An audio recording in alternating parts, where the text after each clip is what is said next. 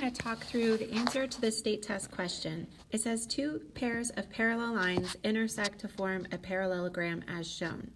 Place statements and reasons in the table to complete the proof that the opposite angles of a parallelogram are congruent. So in the proof, they start off and they tell us that M and N are parallel, and also K and L are parallel. What are we trying to prove, though? Well, if you notice here, it says complete the proof that the opposite angles of the parallelogram are congruent. Do you see the parallelogram?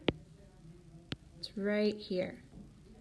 So the opposite angles are the angles opposite each other inside the parallelogram. That's what we're trying to prove, and so that is what goes as our last statement. So how do we get there?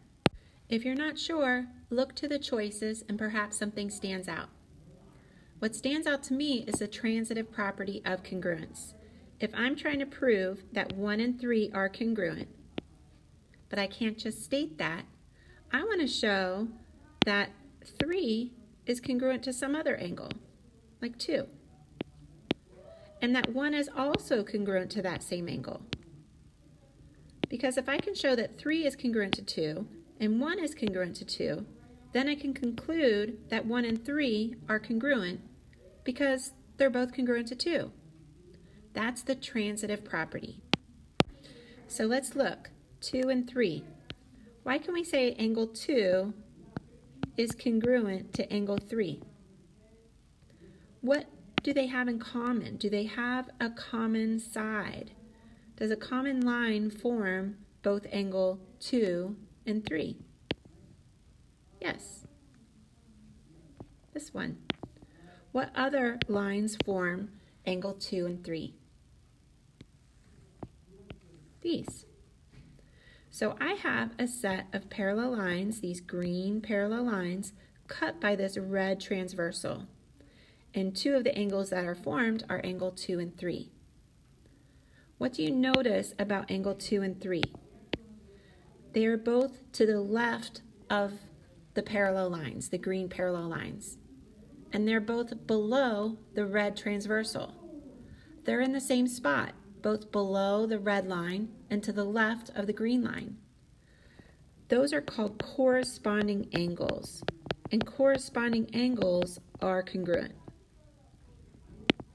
So that is the reason I can say that angle 2 and 3 are congruent.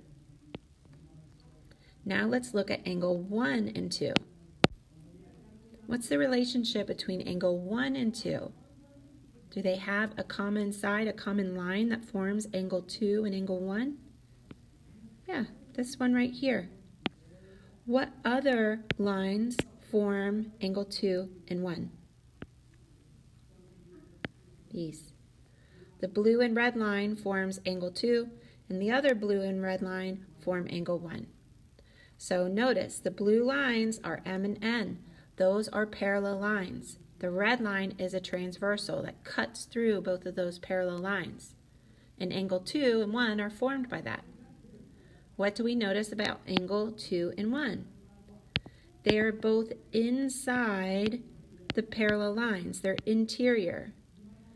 They're on opposite sides of that transversal, alternate sides. Angle 1 and 2 are what we call alternate, because they're opposite sides of the red transversal, interior, because they're inside the parallel lines, and alternate interior angles are congruent. And there we go, because again, if we have these parallel lines, if we can show, and we know that angle 2 and 3 are congruent, and 2 is also congruent to 1, then we can conclude that 1 and 3 are congruent because of the transitive property, because they're both congruent to angle 2. Now for this question, this proof, you could have done it in a different order, meaning you could have switched statements 2, statements 2 and 3. You could have first stated that angle 1 and 2 are congruent because of the alternate interior angles theorem, and then stated that angle 2 and 3 are congruent because they're corresponding angles.